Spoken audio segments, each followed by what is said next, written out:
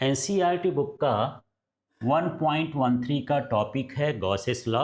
Important topic है। इसका question आता है state and prove Gauss's theorem in electrostatics. तो गॉसेस थ्योरम क्या है, इसके लिए आप ये फार्मूला लर्न कर लीजिए। इस फार्मूले से आपको स्टेटमेंट बन जाएगा बड़े आराम से।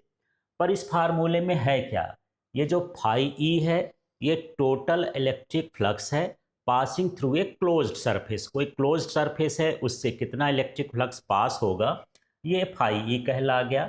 क्यू जो है नेट चार्ज है, टोटल चार्ज है उस सरफेस के अंदर, और 1/एप्सिलॉन इसके टाइम्स के इक्वल होता है। यहाँ पर जो एप्सिलॉन नॉट है परमिटिविटी ऑफ फ्री स्पेस है। अब इसकी वर्डिंग कैसे करना है आप देख लीजिए, सिंपल सा है। पहले इसका नाम लेंगे total electric flux passing through a closed surface, फिर इसका नाम लेंगे इज इक्वल टू द, फिर इसका नाम लेंगे 1/एप्सिलॉन नॉट, फिर इसका नाम लेंगे टाइम्स, फिर इसका नाम लेंगे to the charge enclosed by that surface. तो देखिए कैसा हो जाएगा, total electric flux passing through a closed surface is equal to the 1/epsilon times to the charge enclosed by that surface, where epsilon naught is permittivity of free space और vacuum. तो इस तरह से आपको स्टेटमेंट बोलना है। इसको एक मैं पढ़ भी देता हूँ।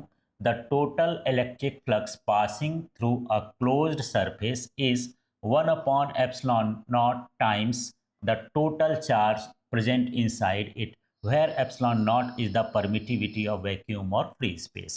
इस तरह से यहाँ पर इसका स्टेटमेंट है। तो आपको फार्मूला लर्न करना है, फार्मूले से स्टेटमेंट बनाना है। अब चलिए यहाँ पर देखते हैं डिडक्शन और डेरिवेशन ऑफ गॉसेस थ्योरम। तो गॉसेस थ्योरम को यहाँ पर डिराइव करते हैं। डिराइव करने के लिए आप क्या करेंगे, एक सबसे पहले डायग्राम बनाएंगे। तो देखिए डायग्राम कैसे बनाना है उसको समझते हैं। तो आप देख रहे होंगे यहाँ पर हम जो है एक चार्ज ले लेते हैं ओ पॉइंट पर। तो ये पॉइंट है, यहाँ ओ पॉइंट है, यहाँ पर हम लोकेट कर देंगे प्लस क्यू चार्ज। और हम जानते हैं कि गॉसेस थ्योरम तभी लगेगा जब चार्ज किसी सरफेस के अंदर हो, इनक्लोज्ड हो, क्योंकि उसका स्टेटमेंट कहता है total electric flux passing through a closed surface is equal to the 1/epsilon naught times to the charge enclosed by the surface। माने सरफेस के अंदर चार्ज होना चाहिए। तो एक पॉइंट चार्ज है, इसके लिए एक सरफेस बनाएंगे। ये जो सरफेस होगी स्फेरिकल होगी, क्योंकि पॉइंट कैसा होता है, स्फीयर होता है।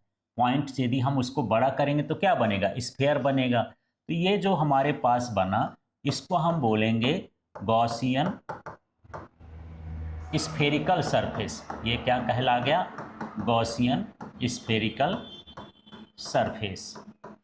इस तरह से इसका नाम हो गया। अब यहाँ हम इस सरफेस पर थोड़ा सा सरफेस लेते हैं, उस सरफेस को हम क्या बोलते हैं, डीएस। यदि मैं इसका वेक्टर खींचूं डीएस का, तो आप जानते हैं किसी सरफेस पर जो आउटवर्ड नॉर्मल होता है वो एरिया वेक्टर होता है। इस छोटे से सरफेस के लिए मैं एरिया वेक्टर खींचूंगा तो ये हो जाएगा डीएस वेक्टर। और ये जो है इलेक्ट्रिक फील्ड है, कहीं भी चार्ज होगा इलेक्ट्रिक फील्ड प्रोड्यूस करेगा। तो जो इलेक्ट्रिक फील्ड का डायरेक्शन होता है पॉजिटिव चार्ज का, वो आउटवर्ड होता है।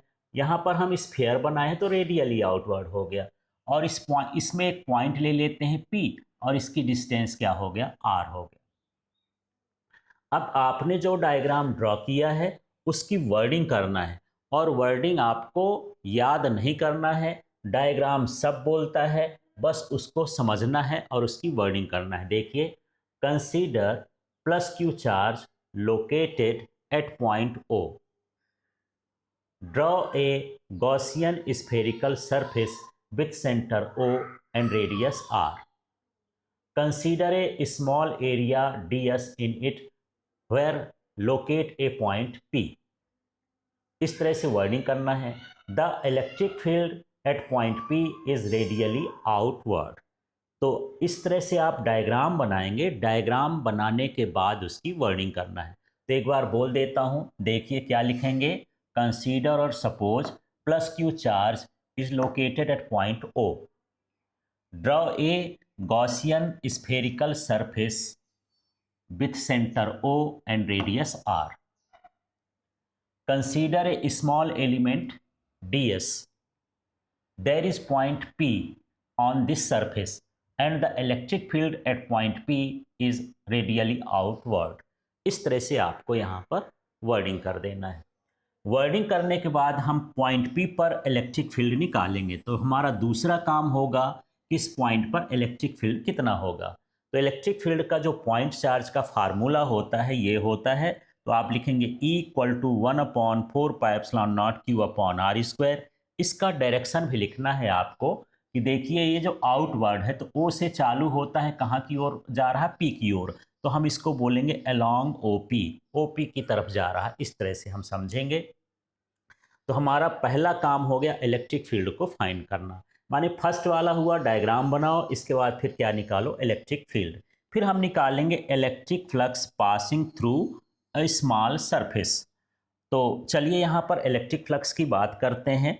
तो जो इलेक्ट्रिक फ्लक्स का फार्मूला होता है d phi = EDS cos theta होता है, पर आप यहाँ देख रहे होंगे मैं थीटा नहीं लिखा, यहाँ पर एंगल का क्या लिखा हूँ, 0। तो आप देख रहे होंगे कि जो ds का डायरेक्शन है और जो E का डायरेक्शन है वो सेम है। जब सेम डायरेक्शन में दो लाइन जाएंगी, एक दूसरे को इंटरसेक्ट नहीं करेंगी, एंगल नहीं बनेगा, तो वहाँ का एंगल कितना हो गया, 0 हो गया। तो cos 0 ले लिया। अब देखिए अगले स्टेप में देखते हैं, यहाँ पर cos 0 की वैल्यू क्या होती है। तो देखिए cos 0 की जो वैल्यू होती है 1 होती है। तो हमारे पास जो फार्मूला आ गया d फाई = EDS, यहाँ cos 0 की वैल्यू 1 हो गई। तो इस तरह से हम इलेक्ट्रिक फ्लक्स निकालेंगे स्मॉल एलिमेंट का। अब हम निकालेंगे electric flux through the entire surface. पूरी सरफेस से कितना इलेक्ट्रिक फ्लक्स निकलेगा, इसके लिए हमको इसका इंटीग्रेशन करना पड़ेगा। तो इसी फार्मूले को देखना, इस फार्मूले में देखिए डी फाई ई का इंटीग्रेशन करेंगे आप, फाई ई हो जाएगा या डी हट जाएगा, ये समझ लो। ई तो कांस्टेंट रहेगा, एक पॉइंट पर यदि डिस्टेंस कांस्टेंट होती है तो स्फीयर में जो डिस्टेंस है रेडियस है, रेडियस कांस्टेंट है, तो ई की वैल्यू कांस्टेंट होगी, मतलब ना उसका एडिशन होगा ना सब्सट्रैक्शन होगा, इसलिए हम बाहर कर देते हैं। इंटीग्रेशन का मतलब एडिशन से है। अब हमारा जो स्मॉल एलिमेंट है ds है, इसी का जो है इंटीग्रेशन होना है, तो इंटीग्रेशन ds कर दिए। सर्कल बना होता है मतलब क्लोज्ड सरफेस का इंटीग्रेशन, इस तरह से। अगले स्टेप में आप देखिए, इसको तो मैंने वही लिख दिया, फाई ई लिख दिया। अब यहाँ देखिए जो ई की वैल्यू आपने फर्स्ट स्टेप में निकाला था, ये ई की वैल्यू हम पुट कर दिए। किसकी वैल्यू है ये, ई की। कहाँ मिल गई है, जब आप शुरू में लिखे हो electric field at point P, तो वो इलेक्ट्रिक फील्ड का जो वैल्यू आया था, दिखा देता हूँ, उस वैल्यू को यहाँ पर आपको पुट कर देना है। देखिए ये है E = 1/4πε0 Q/r²। यहाँ पर भी मेरे पास E है, तो यहाँ पर आपको E की वैल्यू क्या करना है, पुट कर देना है। तो चलिए देखते हैं, यदि आप E की वैल्यू पुट करेंगे तो इस तरह से हो जाएगा। इंटीग्रेशन ds में यही पर रख दिया। अब अगले स्टेप में देखिए, इस फाई ई को ऊपर से ही ला दिया हूँ, इसको भी ऊपर से लिखा है Q/r², ये भी ऊपर लिख सकते। यहाँ से ये चीज़ हट गया है, उसकी जगह हो गया 4πr²। आपने जो सरफेस माना था एक चार्ज के अराउंड, वो स्फेरिकल सरफेस थी। यदि आप छोटी छोटी सरफेस को डिवाइड कर दिए हैं और इनको ऐड करेंगे तो ये क्या बनेगा, ये स्फेयर का ही सरफेस बनेगा। और स्फेयर का जो सरफेस होता है उसका जो एरिया होता है वो होता है 4π², टोटल सरफेस एरिया। तो यहाँ पर इंटीग्रेशन ds का मतलब हो गया total surface area of sphere. तो यहाँ पर इसकी वैल्यू हो गई 4πr²। अब इसमें से आप देखेंगे कुछ चीज़ें कैंसिल हो जाएंगी। जैसे आप देख रहे हैं ये 4π है तो 4π से कैंसिल हो गया, ये r² है तो r² से कैंसिल हो गया। अब आपके पास यहाँ ऊपर बच रहा है q और यहाँ बच रहा है ε0। तो यहाँ पर आपको अच्छे से नहीं दिख रहा होगा, मैं इसको कर देता हूँ। ये फाई ई बचा, ये वाला फाई ई बचा तो इसको लिख दिए, इक्वल टू यहाँ q बचा तो यहाँ पर q लिख दिए, और अपॉन में हो गया ε0।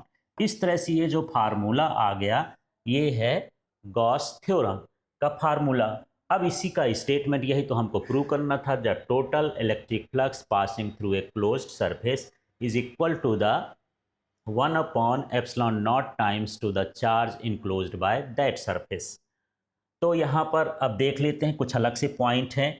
If no charge is confined through any closed surface then the electric flux passing through that surface will be zero. यदि कोई चार्जेस हैं, बहुत सारे चार्जेस हैं, पर उसकी वो किसी सरफेस से इनक्लोज्ड नहीं है, तो उनका जो इलेक्ट्रिक फ्लक्स होगा वो ज़ीरो होगा।